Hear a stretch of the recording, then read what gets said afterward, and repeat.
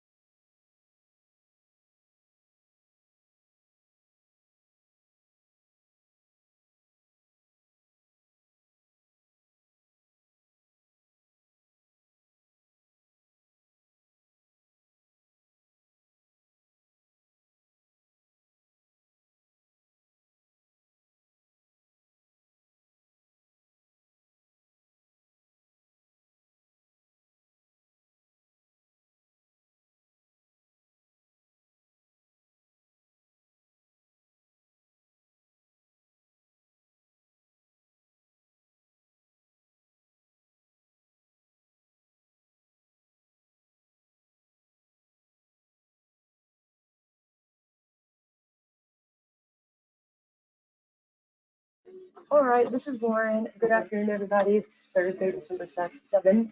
Excuse me. I'm going to go ahead and get started.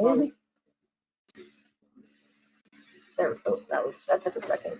Quick overview, we do have the front moving through Saturday. It's going to be mostly definitely an after sunset, but probably more of an overnight event for the entire area.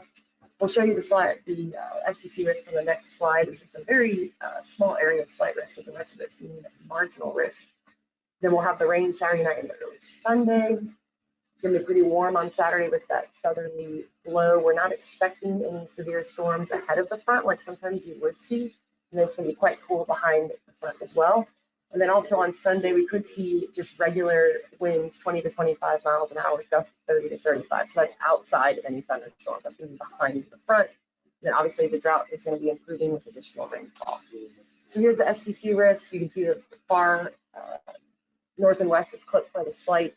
After looking at the forecast a little bit, I would say if anything would change with this map by Saturday, there's a possibility they would shift that slight to the east, southeast, depending on the timing. So if the front speeds up and we could get that front more towards the middle of the day or in the evening, that slight risk might expand. But it's not even going to be a timing issue. It's just going to be making sure all the ingredients line up. So if anything changes with that, that's what I see being the change. And again, this goes from Saturday to Sunday morning, so that's why you see it as severe weather outlook Saturday, because that goes all the way till 6 a.m. Sunday morning. There's also a marginal risk of excessive rainfall. This is our official forecast right now, the half an inch to an inch. That seems a little low to me for a marginal risk, and I think it's going to be too low. That'll be coming up a little bit. It's going to be a quick moving line Saturday night. But with it being a line, there's always a chance that you can get a couple showers and thunderstorms in the same area. So I would say basin average rainfall, half an inch to an inch and a half, maybe up to 2 to 3 inches in some of the heavier storms. So again, highs on Saturday are going to be around upper 70s to around 80. And then on Sunday, the highs are going to be dropping to the middle to upper 50s. And then lows on Sunday night, those should be near to above freezing. Looks like we could get freezing in southern Mississippi, but otherwise it'll probably be in the low 30s. So that's just something to keep an eye on for Sunday night. Drought, wow, as is improving, but I looked at those maps, took me a second to realize how much of a change there was. And I guess there's quite a bit. We're still in extreme drought. Another drought statement will be coming out today if you guys have any questions about that. And just a quick summary again, with the front passing Saturday night into Sunday, I realized I got all the way to the end and I didn't talk too much about the impacts for that frontal passage that were on the first slide. But like any front, the highest risk is going to be the damaging winds and any severe storms you get. The tornado risk is low. I think down here in the south, it's very difficult to ever say zero, especially in a line of thunderstorms, but they would be pretty weak, brief tornadoes if they did happen. Otherwise, it's just going to be damaging wind gusts. I don't see hail being a huge issue either. You guys should be all unmuted. Let me double check and get the